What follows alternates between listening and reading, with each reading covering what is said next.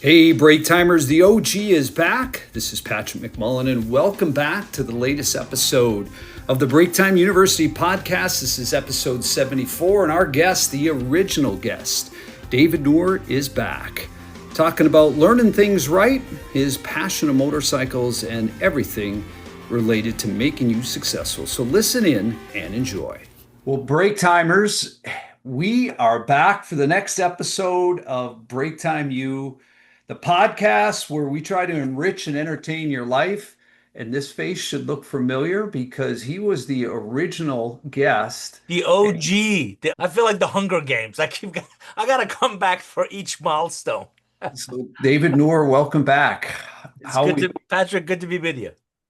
Well, folks, this is a guy that we were talking as we were prepping for this about how Break Time U and Break Time TV all started. And I remember as we were finishing up a previous phase of my life, I'm talking to David about it. And he says, you've got this niche industry, you're pretty well known, you've had a great path to success. And you should capitalize that. And I said, well, I have an idea. So this is the guy who actually really kind of gave me the whole inspiration to this, build on the relationships that we already had. And before we dive into some other stuff, David, talk about that because the reality is this is your franchise. This is what you do.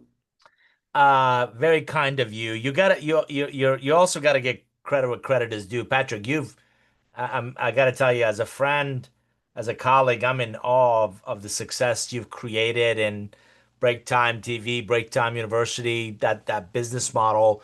But I joking aside, I'm passionate about, friends and relationships and ideas and ideation and entrepreneurs, love misery loves company. So, as friends reach out, I think the best thing I can do is just ask a few more questions and hopefully better questions and ask you to kind of think about what you're trying to do. And with you in particular, having known you, hard to believe, I think we're going on almost 10 years.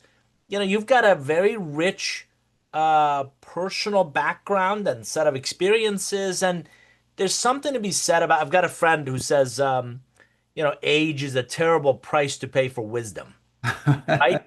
And if you've spent the time and effort and resources and relationships in an industry where you know it inside and out, why not capitalize on that? Why not capitalize on that expertise? And I'm a huge believer of find a problem, find a need, fill a need. And you clearly found a need that now you're very successfully filling, and this opportunity has nowhere to go but huge success. So kudos to you. I think I was just a sounding board of look, the space, the market, and every idea. And the lesson for the audience should be takes fine tuning. No idea is perfect out of the gate. No idea. I'm mesmerized by how, some of the most successful companies we know now have pivoted and they've transformed and they based on the market feedback they get. Well, that's not going to go anywhere, or that's not going to be nearly as viable. Let's go explore other options over here. So you have to zig and zag to figure the right stride, figure the right elusive product market fit, right? That product Yeah. market fit is exactly what you've done. Well, we have zigged and zagged, and what started as this where it is today was always part of the business plan. If I had my druthers, I would have kind of flipped how we did different things. But at the end of the day, we frankly stuck with it. We had a vision. We knew we had something. And as you talk about, there was a void. I knew we had the ability to fill it. And sometimes it's just outlasting that. And I think that's one of the key components is that part of that is also having people you can go to at the industry. You've developed a strong enough relationship when you've got a great product and it's something that you made on a social media post at one in the last couple of months is if your product is good enough, eventually very high ranking people at very big companies will go, that's really good, and they'll become your marketing department for you. And I love that. I love, you know me, I'm passionate about relationships. I'm passionate about being intentional about building those. But that does not replace the fact that you have to have a product or service that other people A need, right? Like my hair is on fire. I need this. Yeah, Not a nice to have, not a someday we'll look at. I've checked the calendar. Someday isn't on there, right? it's So not. Nope. if it's not if there's not a sense of urgency in that, we're intrigued by, and sometimes it may start as a curiosity, like that's interesting, I want to know more. But once they learn more, the light bulb goes off. Our business will be better off because of this guy, because of Right. this partnership, because of this relationship. And then they have to have it. And I've always said, if you ever tried pushing a rope, it just doesn't work. So Yeah. why not create gravity? Why not create pull based on your unique value add, based on your unique kind of lens into what that market needs? And you're right, the relationships that really matter will come seeking you out. Will come, I've been blessed over the years. A lot of my business have been referrals and recommendations from people. I recently took on a new executive coaching client. He said, he's in his words, I talked to six people and it's a tight knit community, but he said, I talked to six other executives that I know, like, and trust, and three recommended you. So I don't know who you are, but Yeah.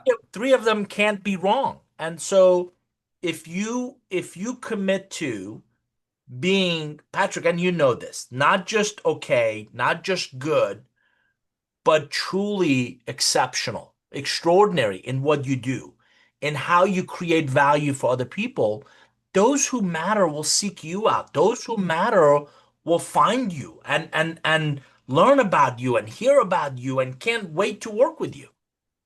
Well, that's very, very true. And because again, if you solve expensive problems with a great product, people are always willing to do that. And I don't know that what I do is, I know it's not expensive, and I know it's very, very cost effective, and the ROI is unmatched. But the reality is it's kind of uh, it's just reality of life. I mean, you get in what you get out. So we prep for this, and I'm going to take this in a whole new direction. Something that when you and I have done these, people haven't really learned the other side. And it's something talking about pivoting. Uh, I have found that some people should get to know Noor, as you often are referred to, far better, because this guy's not all about the relationship economics and curve benders books that are in his background. So if I was playing Family Feud and I asked the crowd watching this, well, what do you think David likes to do outside of them? If they said motorcycle riding, I don't think that would pop up. But you're an avid motorcycle rider, and you don't ride average bikes. You ride things that go about as fast as a human can on a machine that doesn't go in the air. Uh, where did it start?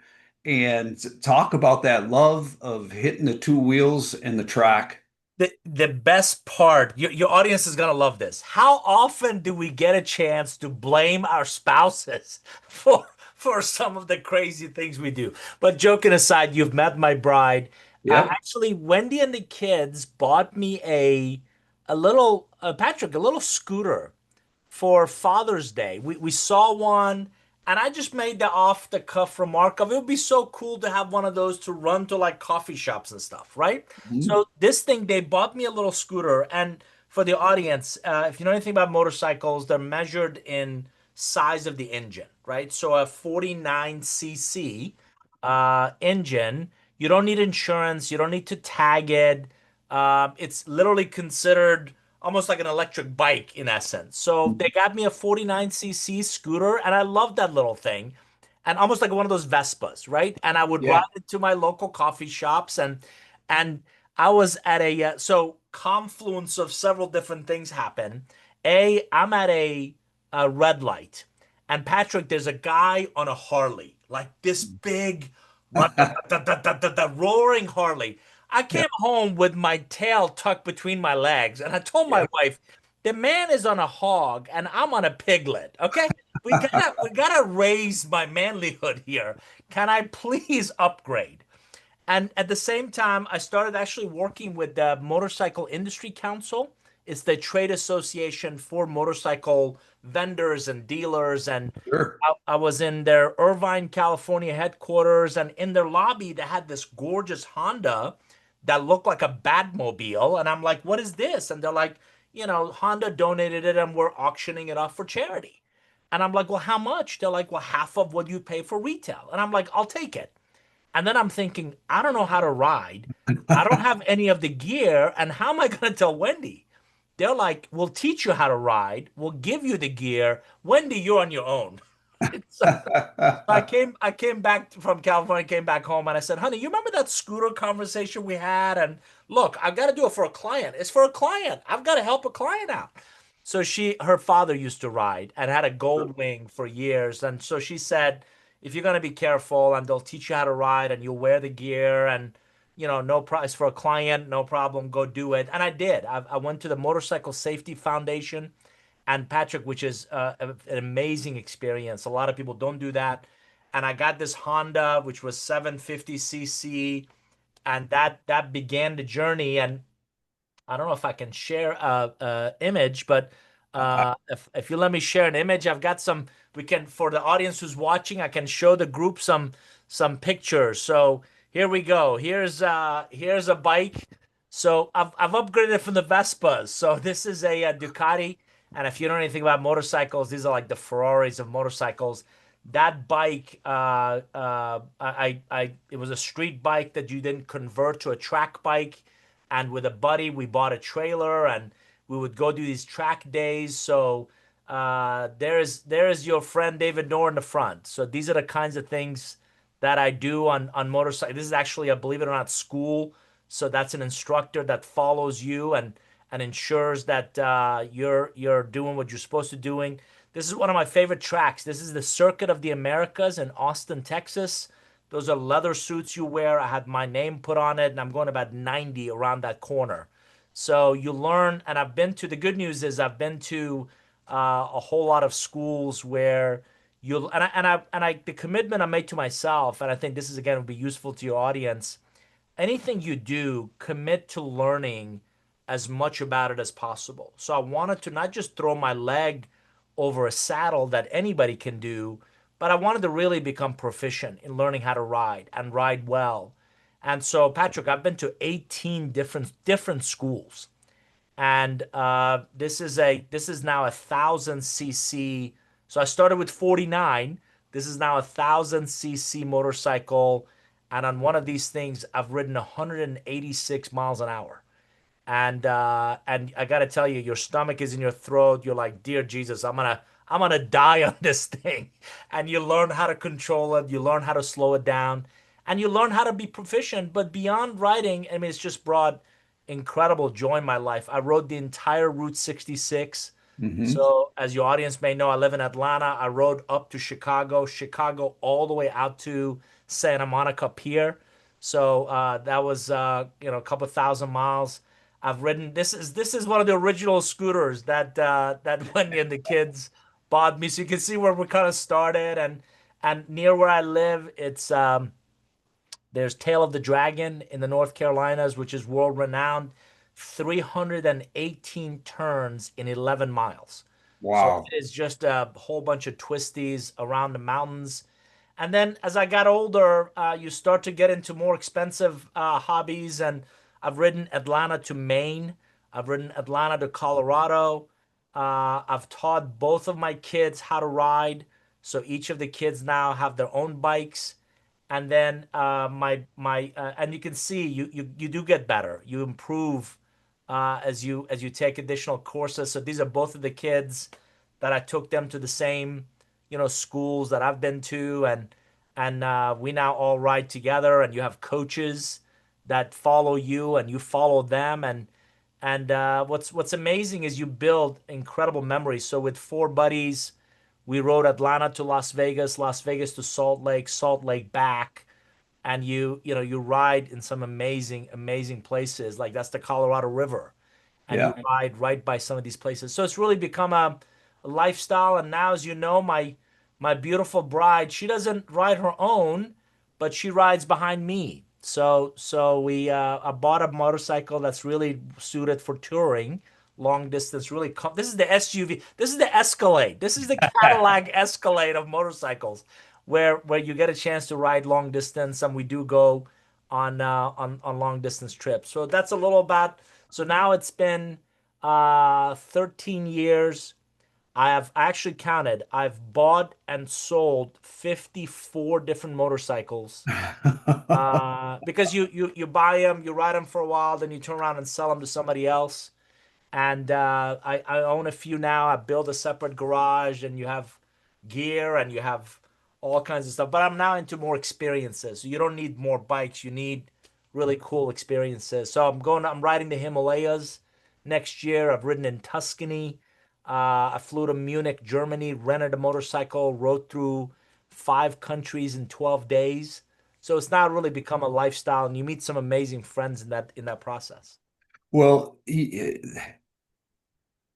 I think it's fair to say that there's that infamous term work wives where you have a motorcycle wife.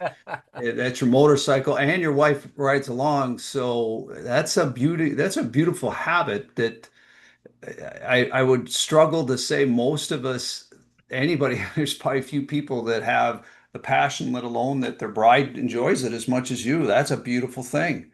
And and then the coolest part is you've heard the old adage that, and again, the reason I'm sharing some of these stories, you've heard the old adage that, families that play together stay together. Yeah. So in our helmets, we all have comms, we have communication. So when my kids were little, they were right behind me. Patrick, we talked about girls, we talked about Yeah. boys, we talked about work, we talked about school. Now, as they're older, all four of us talk to each other as we go on these rides. And think of how many parents you and I know where the kids struggle to talk to you. Well, Yeah. when your kids think you're a really cool dad or you're a really cool parent and they want to go on these rides, my kids can't wait till they come home. And by the way, all the bikes are in my name and they're in my garage. So if you want to ride, you come to the house and we all get Sweet. in all the gear and we go ride together. That's that's awesome because I think you are right, and folks, that David has a truly a one of a kind, hard to find bride that is just as nice as she is as you see riding the bike. She's great. His kids are amazing, and this is all coming from a guy. I mean, not to kind of get off topic, but I still come back to you have an amazing story that really is your relationship with the bike and your family and how it is if we were playing Family Feud again, most people wouldn't realize you came to the US at a young age, didn't speak a word of English, and there had to have been challenges that instilled some of the things you got today. What were those challenges? How did you deal with them? Because most people would not figure you're not from here. Yeah. So very kind of you to mention. Yeah, for our audience, I'm originally from Iran. I came to the U.S. Now I'm gonna date myself in 1981 with a suitcase, $100, didn't know anybody, and didn't speak a word of English. So number one, I'm a huge believer and proponent of legal immigration. I think this country is built with those that deeply believe in its values and its freedoms and Mhm. if you get an education, that's your fastest way to get out of your current circumstances. And if you work hard and abide by the law and pay the taxes, it's amazing. It still is an unbelievable country. And for those of you who've traveled, you've experienced this. The rest of the world in many ways wants to be us. They want to come here and but when I came, as you mentioned, I didn't speak a word of English. So imagine going to Beijing and you don't speak a word of Mandarin or Cantonese. And Yeah. and believe it or not, English is an incredibly difficult language to learn because of all the exceptions. And to this day, I don't know what a dangling participle is, but we know it's dangling. Why can't we fix it? Right? So We have a somebody, guest watching the recording today. Maybe he knows what that is. I right? mean, they So, don't teach so that in high school these days. Yeah.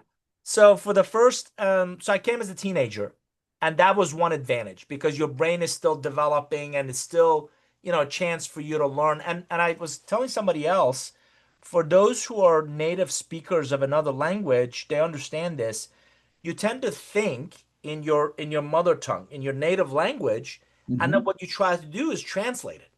And that always becomes difficult. You're always going to have an accent. You're always going to struggle in finding the right words.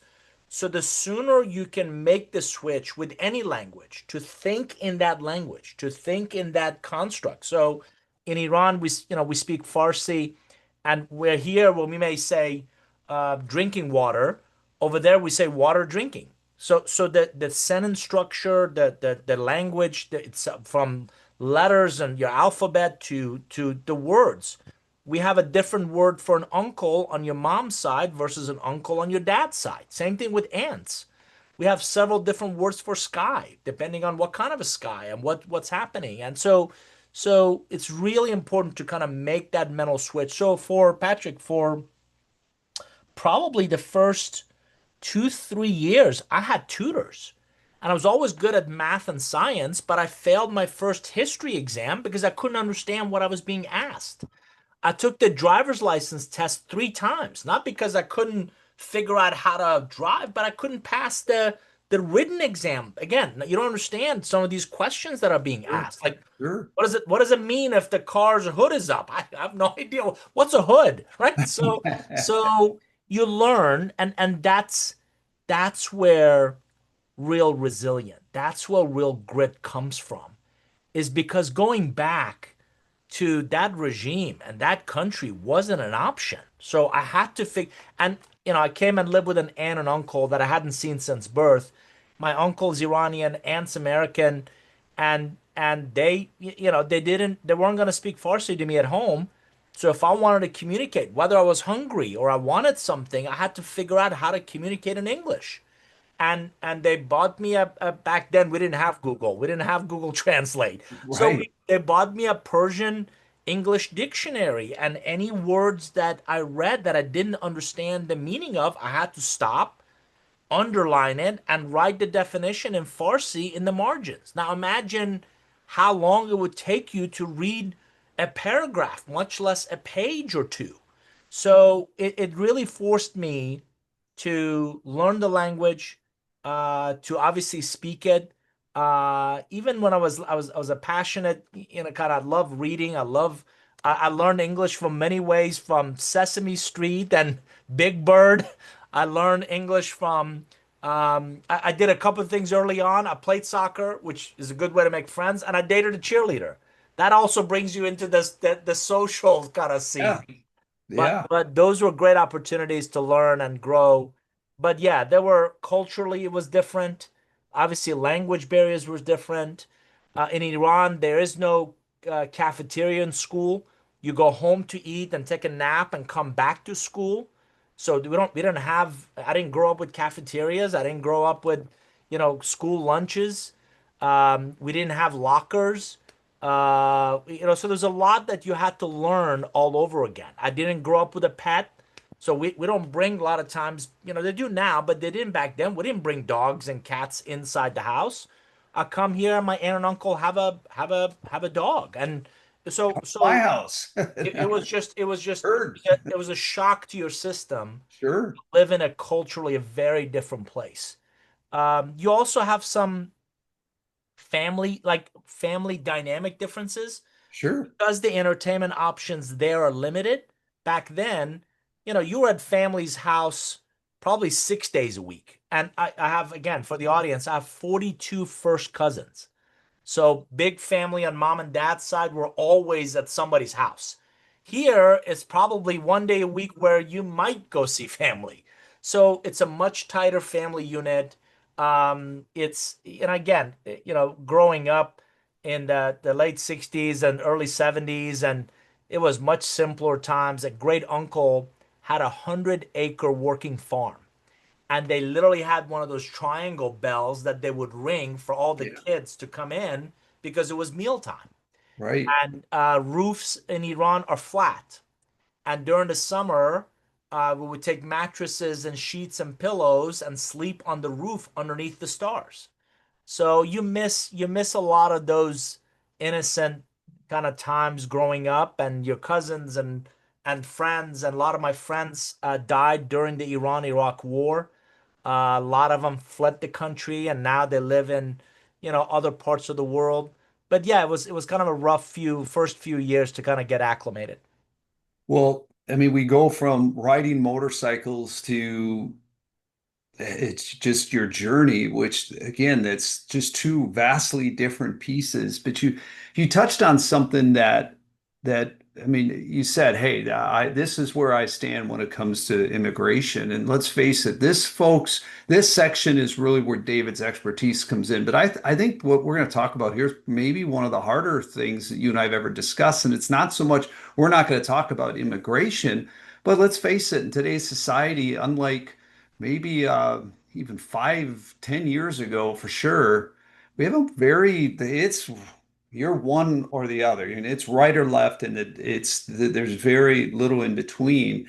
And you're somebody that's built your entire career. You've spent 20 plus years now as a expert on relationships, in particular in business. And let's face it, in workplaces today, if you're watching this, doesn't matter what type of job you do, you can find yourself in the middle of a conversation about a topic that's probably pretty sensitive, that someone's got a pretty strong opinion on, that you want to get out of, but you don't want to jeopardize that relationship. And this is where, folks, this is a guy that can help you navigate this. So, David, you find yourself in that. What do you do?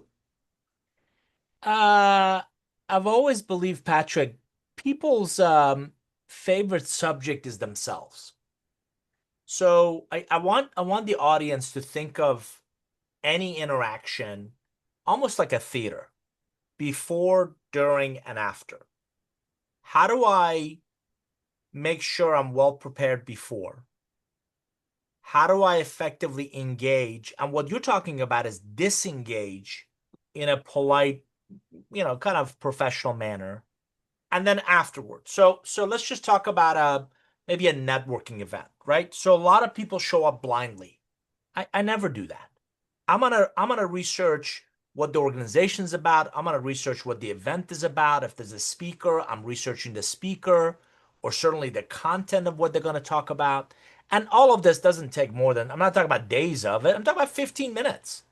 But I have some ideas about that event. I have some hypotheses. I have some perspectives on that topic before I go. During the event, as I get older, I'm really curious about the gray hairs. So I actually seek people that are old. You go to an event, you see all kinds of age ranges, and not that younger people don't have anything, but I can relate to the some of the older kind of gray hair folks. Or in my case, Patrick, they're not even turning gray anymore. They're leaving. There we I'm go. jealous of your full head of hair because mine are leaving. Okay. I Uh, let it grow out a little bit to deceive everybody. So, Yeah. So I seek out the gray hair guys, and again, I've also believed most of what we all need to know about relationships we learn in kindergarten. mhm. You remember as little kids, or maybe you see it with your young little ones. Do you remember, Yeah. they walk up to somebody and say, "Hi, you want to play?" Right? Again, if you do that as an adult, people might look at you weird, but it's okay for us to go up and introduce ourselves. Hi, I'm David. Friends call me Nour. Kind of, and again, a lot of times you have a name tag or something. And this is what I mean. Everybody's favorite subject is themselves. So, hey, what do you do? Tell me a little about your company. So I'm out of the gate. It's not about me. I'm engaging them. I'm asking about them. I'm getting them talking. And sociologists tell us when we meet someone else, they give a little, we take, we judge. We give a little, they take, they judge, they give a little back. It's this natural exchange. Too much too fast, and most of us are like, whoa, whoa, whoa, dude, we just met, okay? Take it easy. Too little, and we're like, that person is distant or cold, or Mhm. maybe has something to hide. So you got to find the right rhythm of exchanging with information with people. You certainly don't want to ask 20 questions up front because it's going to come across as an inquisition, right? Where were you on the night of October 12th? And nobody likes that. Right. Also don't want to be coy. Don't be, obnoxious. Don't show up at an event with a chip on your shoulder based on whatever happened, earlier that day. Johnny Carson used to say there's a certain likability factor about all of us. So if you're friendly, if you approach people with a smile, you're gonna chuckle. I carry a breath mint in almost every pocket because you don't want to offend someone. So all of those basic things you want to make sure you cover. But if I engage them, and at some point, if the conversation turns, now going to your comment, uncomfortable, or if it becomes right now, you know how politically divided our country is. Yes. They say something that, I may not either like or believe in, or our values are on the line. Assume good intent. Just because they have that lens or that perspective does not make them evil. We may not agree.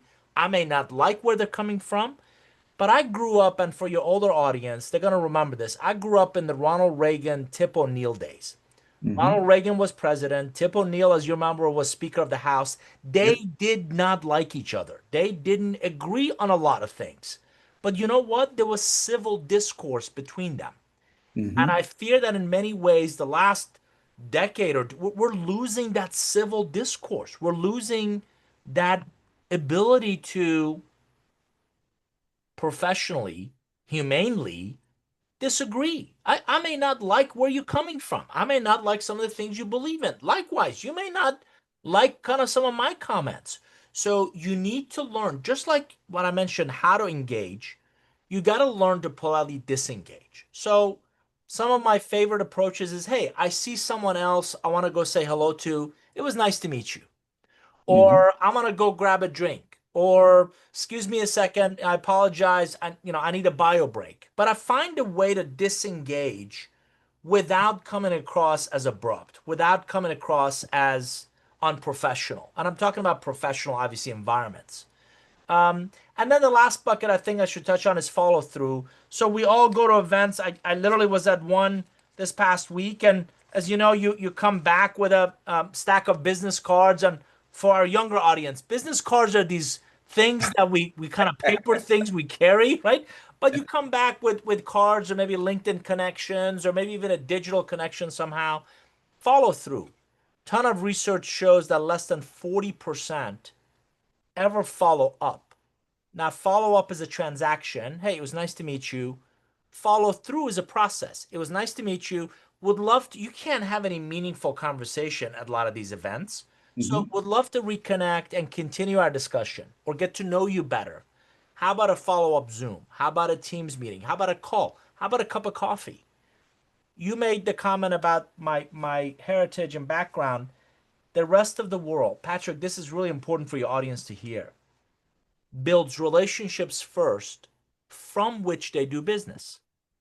Unfortunately, as Americans or even Westerners, we're so often focused on the business part that if and only if the business part works, we might ask them about their significant other or what they do for fun or, what do they really enjoy doing when they're not working. And I think that's a missed opportunity because you may get the transaction done, but you're never going to really get to know the person. You're never going to understand, why their grandchild calls them Vinny if you don't spend the time to get to know them on a real meaningful way. Well, it is, you just talked about that. I mean, I can think of even on, the journey that I've been on, some of these relationships that have now adopted Break Time TV and this platform that if you're watching this platform started where many of these folks were not my clients when I owned a different company. They were not, but because we built a strong enough relationship and everything from running 5K events to being on a panel in New England, I want to say a dozen years ago with one of our major clients, to just even the folks that helped me start this within break rooms, John and Darren, where they were one of our original clients on the kiosk side of things 13 years ago. And here we've built this business that's just on this hockey stick trajectory. It all started with that. And sometimes, one of the things that I just took the notes on, you never know what that may bring. You never know what that interaction at a convention, at a networking event, at a just a random meeting you may be at, or what it could turn into. And I mean, it took 10 years for some of the folks that I'm now working with for us to do an extended and extensive business relationship with. And that's such an incredible lesson. And as you talked about something you made, no, don't be so quick to realize is it's what is in it for them. It's what's important. Make them feel important. And I think people miss that. And two stories or 2 points come to mind. Number one, for those of us who've been married, none of us proposed to our significant other in the first date, or the first 5 minutes. And so no other parts of our lives were so quick to jump to a transaction or, can I do a deal here or can I get something from this person than we do the business part of our lives. Right. So, get a chance to get to know them, give them a chance to get to know you, and you gotta believe in the power and promise of serendipity. You and I met at a speaking engagement in Dubai, All the way to the other side of the globe. right? There were probably 100 other speakers there. Why did the two of us not just, and that was almost 10 years ago. So why Yeah. did we stay in touch? And so again, uh, you know, the terminology most of us use is Patrick gets me, or we're a lot alike. Well, again, sociologists have proven with extensive research that A, your values are aligned, you have very similar likes, you, believe it or not, complement each other a lot of times. You, but it's when they say that's my cup of tea, or when someone says that person is a lot like me, you really are. You may think alike, you might enjoy some of the same things. But the point is, we both have made an effort to stay in touch. We've made an effort. You've been to Atlanta, you've been to my home, you've met my wife. I've been to the surface of the sun where you live, And and it, I've met your bride and beautiful home. And so you have to, and again, the analogy, the metaphor that I want people to think about is a plant. If you've ever bought a plant and it survived, sell them to do that themselves, right? What do? We water it, we fertilize it, we prune it, we make sure we take care of it. If it flowers, we might trim the flowers. If it's not healthy, we try to make it healthy, right? So relationships are the exact same way. And if you think about them as a living, breathing, ongoing entity or ongoing, living organism, you're gonna have to nurture it. You're gonna have to sustain it. You're gonna have to, and some grow cobwebs. We move, we change jobs. That person was relevant in my old life and not maybe current one. If they're important enough, reach back out. They'll still remember you. Old bosses a lot of times remember us. Old neighbors remember us, or yeah. friends that if they're important to you, if they're valuable to you, it's a good chance. Use this chance to dust off some of that cobwebs or brush off some of that rust, reconnect with them. And again, use whatever works for you. I typically say, listen, I've done a terrible job staying in touch with you. Would love to reconnect. Would love to just get caught up on both sides. Would love to hear what you've been up to. Again, if you make it about them, they're much more likely to agree to spend time with you than, hey, let me tell you, I just moved into an insurance industry, or I'm selling employee benefits or whatever. I want to sell you something. Nobody gets excited about that. Exactly. Well, in our next episode, I want to expand a little bit more because you have this relationship pyramid that really breaks that down. So, folks, that's just the precursor to what will be in the next episode with Noor, because I think there's ways to foster in all of those things that I've learned from you, things that I've done, and probably things you haven't taught me yet. So, well, we're at that time. You probably remember this. We do the break time minute where I wrap up my thoughts. What did I take out of this? You then do the same, and then we wrap up the whole episode. But I actually, this one, I don't want to call it that I have a break time 2 minutes, but I really took two things out of today because that I think I want to expand upon and reinforce and hammer home. And the one is if you're going to learn something, learn it at the highest dang level. What I didn't realize is I somehow didn't connect that you haven't ridden motorcycles that long of your life. And when you think about that, folks, we all know folks that ride, and most of them come from a family, whether their father, somebody rode that instilled that passion. Yet you now ride motorcycles, high performance. We're talking again, as I described, two wheels, fastest the thing that can move on the planet Earth without wings. And that's impressive. And so if you're going to do something, you're going to learn something new, commit to do it. Frankly, don't do it at all because, if you don't learn how to do it in a motorcycle, you're likely not going to live. It's kind of one thing I used to say. Uh, I have about much time to learn how to fly as I do to play golf, and I've played golf twice in the last year. So let's face it, if you're not going to learn at the highest level, then don't do it. So that's minute number one. Minute number two, and I'm going to go back to something that again is the critical skill. Folks, one of the things that David does extraordinarily well is take stuff that in some ways can be very complex and simplify it. If you are going to a meeting, a dinner, a convention, be prepared. Well, it sounds easy, it really isn't. But it's not something that should take 3 hours. Take 15 minutes and prepare who's talking, who's going to be there, what is their background.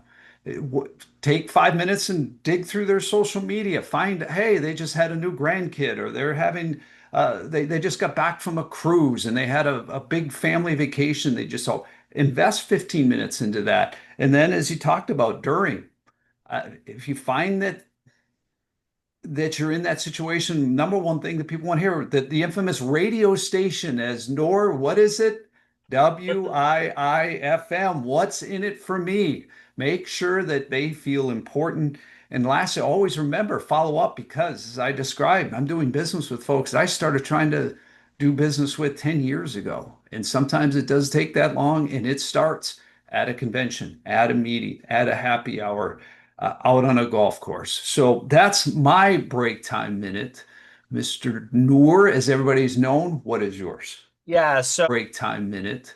Mr. Nour, as everybody's known, what is yours? Yeah, so I love your questions. Number one, an individual's background, kind of where they were raised, what their parents did.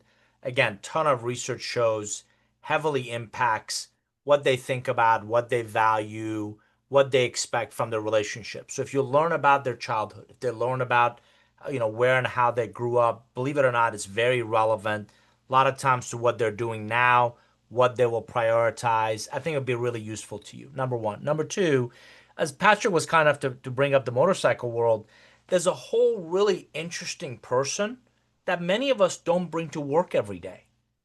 If you want to tap into an authentic connection, figure out what that outside hobby, passion. For some people, it's yoga. For some people, it's fly fishing. Some people are big into hiking. But there's this, I'm telling you, really interesting person that we don't bring to work. So if you get to know what your most valuable relationships do outside of work, and you want to know the litmus test, watch their facial expression. When you talk to me about motorcycles, I typically beam ear to ear. Like I can't wait to go on the next ride. And so figure out, because, and again, I'm not trying to teach anybody to manipulate other people, but if you figure out what they're passionate about, it could be their family outside of work, it will help you build authentic, real, meaningful relationships, because you can ask them, have you been in my world, have you been on a fun ride lately? Or what's your next exciting ride? Or what are you riding these days?